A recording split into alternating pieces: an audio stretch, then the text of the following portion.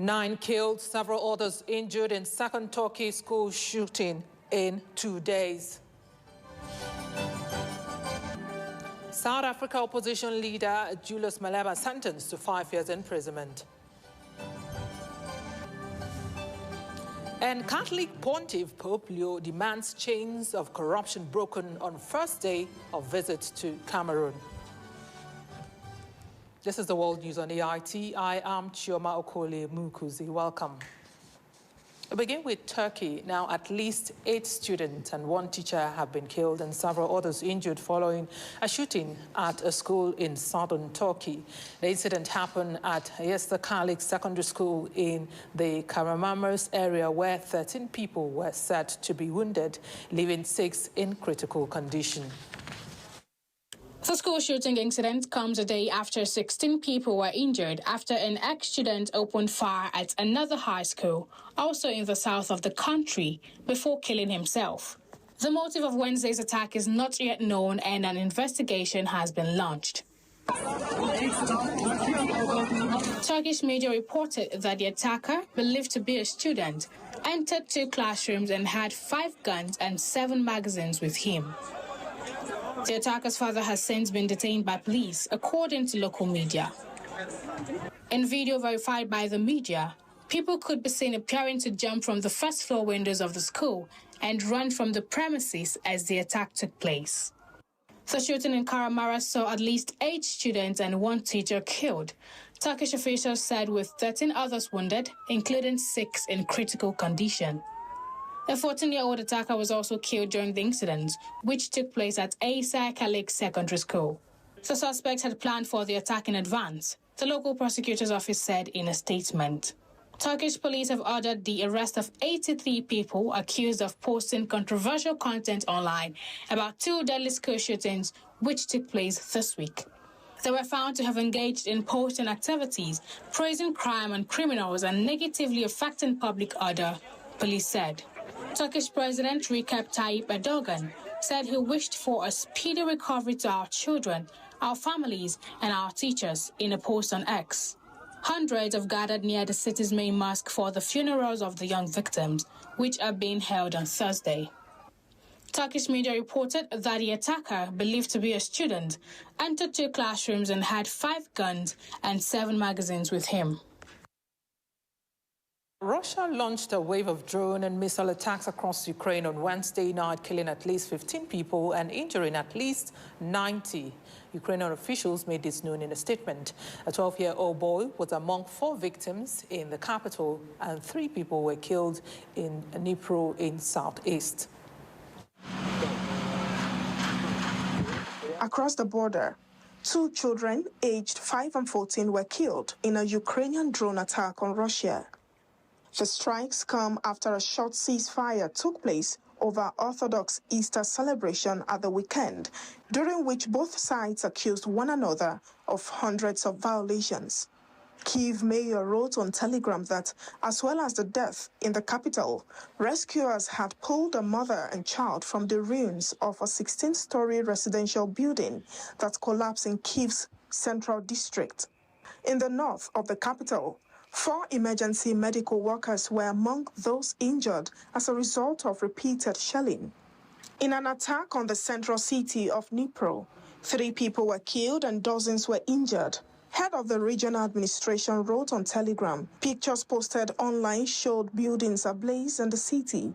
Elsewhere, missiles and drones attacks on the southern port city of Odessa killed 8 people. The head of the city's military administration confirmed it. The war in Ukraine is now in its 5th year, and there have been several rounds of peace talks, with the U.S. acting as a mediator. However, the process has been stalled since U.S. President Donald Trump shifted his focus to the war in the Middle East. This is what Ukraine has repeatedly proposed is a full, stable ceasefire as a first step towards negotiating a lasting end to Russia's invasion. But Moscow insists on agreeing the peace deal first, prompting accusations from Kyiv that Russia is not serious about ending the fighting. Our funerals took place on Thursday for paramedics killed in Israeli strikes the day before in southern Lebanon as Israel pressed ahead with its aerial and ground war in the country. The Israeli military killed 4 Lebanese rescued workers and wounded 6 others in 3 consecutive targeted strikes on Wednesday. Paramedic groups said a stark illustration of the human cost of Israeli military campaign against Hezbollah in southern Lebanon a day after 2 countries held historic talks in Washington. Israeli attacks on the southern village of Mei Fadon near the bigger town of Nebateh hit the first group of medics responding to a distress call from wounded civilians. A second group trying to assist their wounded colleagues and a third group rushing to aid the first 2 teams that had been targeted. The Israeli military did not respond to a request for comment on the strikes beyond saying it was looking into what happened. It had previously accused the Iranian-backed Hezbollah militant group of using ambulances as cover for militant activities without offering evidence. Well, a fire has broken out at an Australian oil refinery, further reducing the nation's fuel supply already threatened by the Iranian war. Officials say there were no suspicious circumstances behind the blaze that broke out late Wednesday at the Viva Energy Geelong refinery southwest of Melbourne, and no one was injured. The facility is one of 2 refineries in Australia and provides 10% of the nation's gasoline, diesel and jet fuel. Australia has agreed to underwrite 2 companies buying fuel at prices inflated by the war. Our Prime Minister Anthony Albanese warned last week that supply disruptions will have a long tail even if the Iran ceasefire holds. Energy Minister Chris Brown said Thursday it was too early to tell the extent of the fire's impact on gasoline production. Fire Rescue Victoria Incident Controller Mick McGuinness told reporters in Geelong the fire started in what was called the Magos plant, which is a section of the refinery that assists with the production of high-octane fuels. Firefighters said the blaze had been contained to the gasoline plant. Now, famine, a massacre, and now badly needed food and other supplies are under strain. Sudan on Wednesday entered a 4th year of war that's been called an abandoned crisis as the new Middle East conflict throws shadows on the fighting that has forced 13 million people to flee their homes. Sudan is described as the world's largest humanitarian challenge, notably in terms of displacement and hunger. There is no end in sight to the fighting between the military and the paramilitary group Rapid Support Forces, or the RSF, which witnesses and aid groups say has laid waste to parts of the vast Darfur region. Growing evidence shows regional powers like the United Arab Emirates backing rival combatants behind the scenes. Attempts by the United States and regional powers, now distracted by the Iran war, have failed to establish a ceasefire. At least 59,000 people have been killed. At least 6,000 died over 3 days as the RSF rampaged through the Darfur outpost of El Fasher in October, according to the United Nations. The Red Cross says over 1,000 people have gone missing over the course of the war. The war has pushed parts of Sudan into famine. The number of people with severe acute malnutrition, the most dangerous and deadly kind, is expected to increase to 800,000. The world's foremost expert on food security, the Integrated Food Security Phase Classification, said in February. The UN says about 34 million people, or almost 2 out of 3 Sudanese, need assistance. Only 63% of health facilities remain fully or partially functional during disease outbreaks, including cholera, according to the World Health Organization. At a center for malnourished children in the Red City of Port Sudan, people wait for hot food to be distributed. Now, fuel prices in Sudan have increased by more than 24% because of the Iran war and its effect on shipping, driving up food prices. 3 years of fighting have seen widespread atrocities such as mass killings and rampant sexual violence, including gang rapes. The World Health Organization has said hospitals, ambulances, and medical workers in Sudan have been attacked, with more than 2,000 people killed. Now, South African opposition politician Julius Malema, 45, has been sentenced to 5 years after being found guilty of the illegal possession of gun and fire in public. Malema's lawyer immediately appealed against the decision to prevent the leader of the Economic Freedom Fighters and member of the parliament from being taken to prison. Last year, he was convicted of 5 offenses, including the unlawful possession of firearm, discharging it in a public space, and reckless endangerment.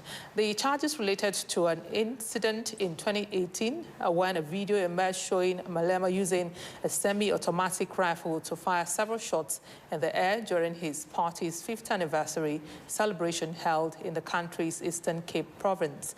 In his defense, Malema told the court the firearm was not his. Staying with South Africa, now the police say they have arrested wanted fugitive French-born Beninese activist Kemi Seba while he was allegedly attempting to flee to Europe through Zimbabwe. Seba, whose real name is Estilio Geles Robert Capo Chichi, is wanted in Benin on charges of inciting rebellion after supporting last year's failed coup there. He was arrested on Monday alongside his 18-year-old son in a sting operation at a shopping center in Pretoria. A facilitator who had allegedly been paid to help them illegally cross to Zimbabwe was also detained. Seba, 45, is known for opposing French influence in South Africa, backing West Africa's military leaders, and has been accused of spreading Russian propaganda. They remain in police custody after appearing in court on Wednesday, and the case was moved to 20th April with plans for Seba's extradition on the way. He has not commented on the allegations against him. Seba was born in France to parents from Benin and is a prominent figure with over 1.5 million followers online. He heads the NGO Pan-Africanist Emergency, which promotes issues related to African sovereignty and solidarity. He has been sentenced in France several times for inciting racial hatred and is often accused of anti-Semitism. In 2024, he was stripped of his French citizenship.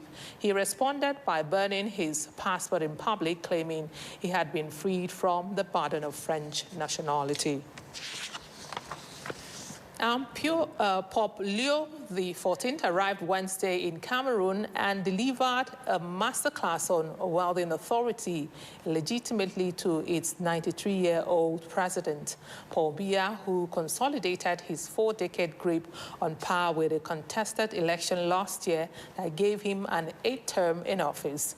The Vatican had said fighting corruption in the mineral-rich Central African country will be one of the themes of Leo's visit. And the American Pope didn't hold back in addressing Biya and the government authorities in his arrival address at the presidential palace. The president, who is the world's oldest, sat passively as Leo read his speech in French.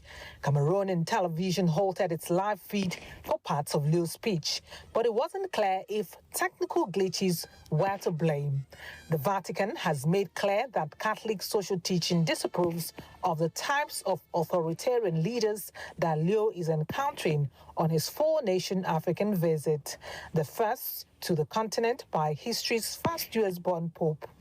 Cheering Cameroonians gave Leo a raucous welcome, the first pope to visit since Pope Benedict in 2009. Leo has 2 major events in Cameroon, with a highlight, a peace meeting on Thursday in Cameroon's northwest city of Bamenda, which has been plagued by separatist violence. On the eve of Leo's arrival, the English-speaking separatists announced a 3-day pause in fighting to allow safe travel for his visit. The Unity Alliance, which includes several separatist groups, said in a statement Monday the pause reflects the profound spiritual importance of the visit and is intended to allow civilians, pilgrims, and dignitaries to travel safely. Leo's other big event in Cameroon, where about 29% of the population is Catholic, is a mass on Friday in the city of Douala, where 600,000 people are expected to turn out. On Saturday, Leo heads to Angola for the third leg of his trip, which ends next week in Equatorial Guinea. Now, China's National Bureau of Statistics said the country's economy accelerated in the first quarter of this year, expanding 5% from a year earlier as it largely shrugged off impacts from the Iran war so far. The January-March data released by the government covering a period during which the Iran war began was better than what economists expected and was up from 4.5% growth seen in October-December quarter. Economists expect China to be able to weather short-term impact from the Iran war, now in its 7th week. He attributed the growth to the increase of macroeconomic regulation and control efforts and more proactive macroeconomic policies from the ruling party. The war is pushing energy prices higher, worsening inflation and impacting global economic growth.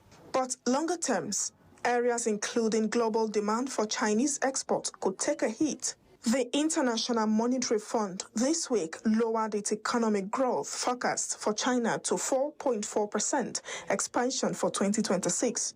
Chinese leaders last month set an economic growth target of 4.5% to 5% for this year, the lowest since 1991. Mao said the impact of fluctuations in the international crude oil market on China's market was relatively small. Mao said petroleum accounts for less than 20% of China's total energy consumption, while coal's role as a backup guarantee has been strengthened, accounting for over 50%.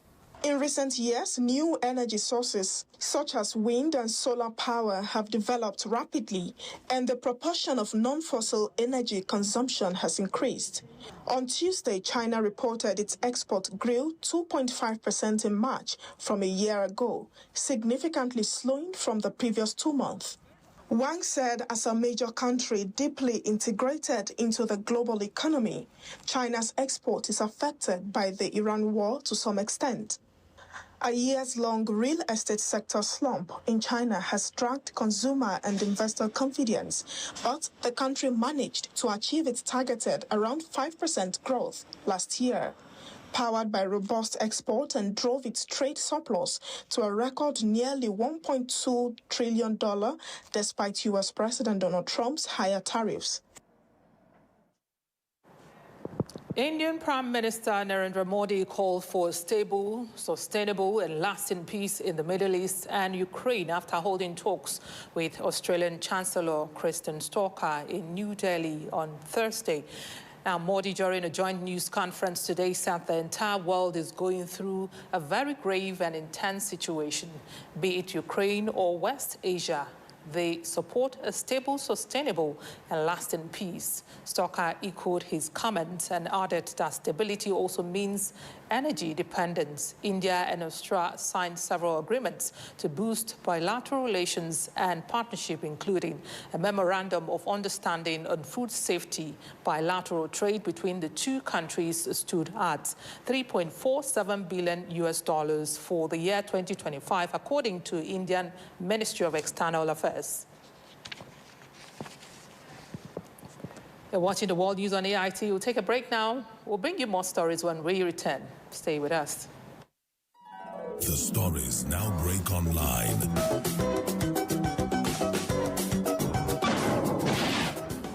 Anything from our real-time updates and exclusive content. Follow and participate in discussions on live TV studio programs to shape the narratives. Subscribe, engage, and share from AIT.live at AIT_online on X, AIT Online on Facebook, Official AIT Live on Instagram, TikTok, and Threads on YouTube.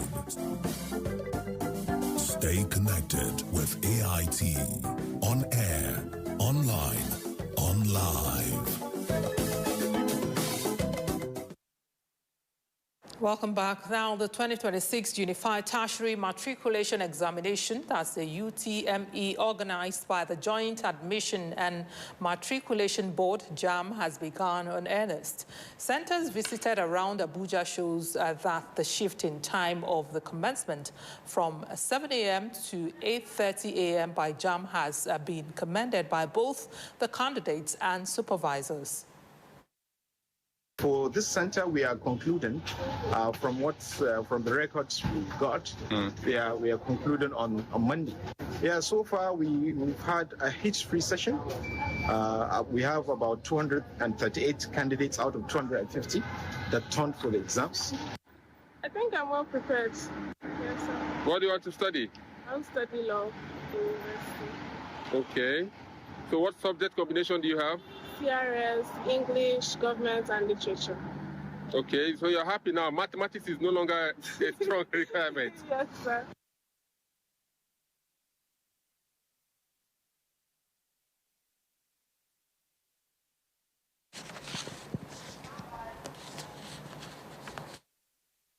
Now, for some candidates who are yet to take the test, their expectations are high. For Michelle Ogundele, who wants to study law, she expects to come out tops at the test. The exam process starts with screening at the entrance. The candidates are kept in a waiting room before filing into the hall where the computer-based test takes place properly. So far, no hitches has been recorded in the Federal Capital Territory.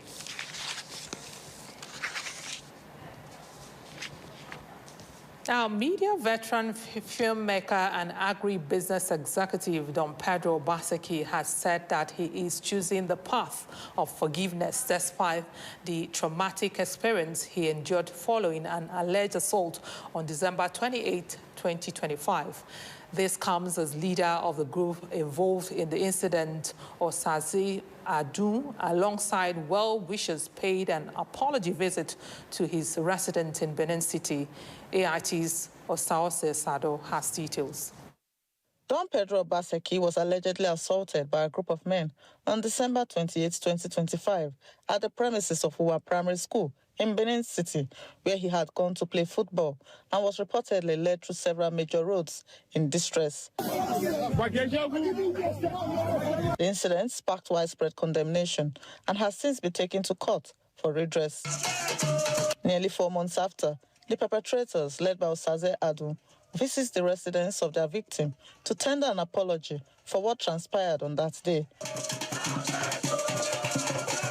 Will you forgive and forget, sir? Yes, sir. I beg, Baba, I'm lawyer. For life.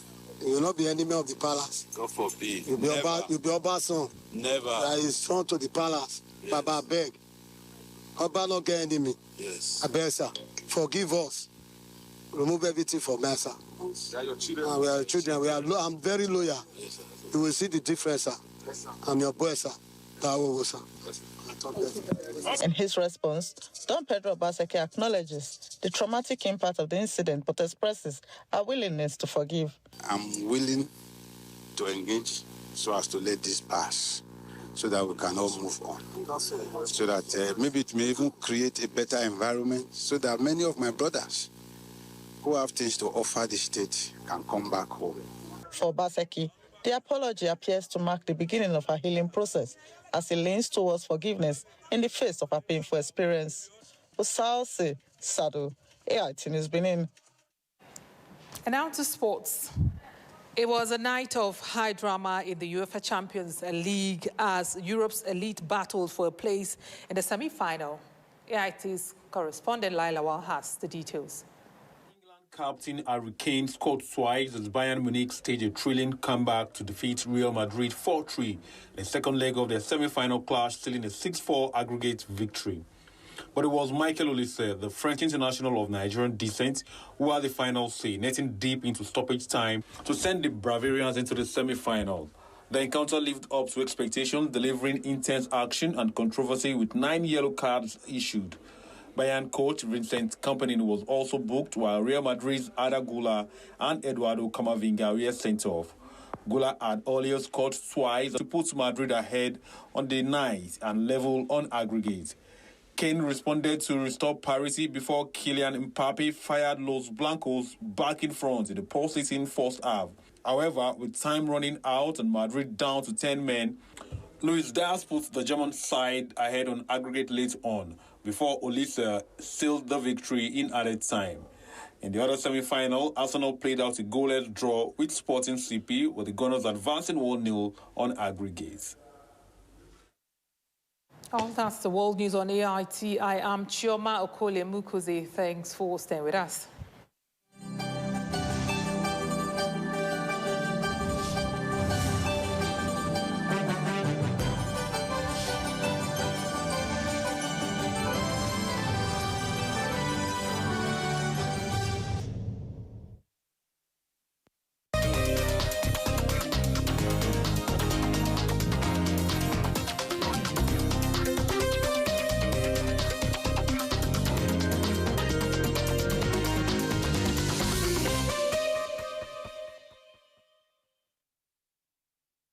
Human rights.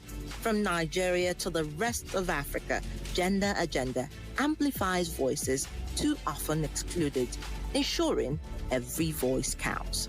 Through compelling storytelling, social impact dialogue, thought-provoking documentaries, town halls that lean on data and research, we raise the bar. My name is Adora Sidney Jack, and this is Gender Agenda. Gender Agenda. Women rising.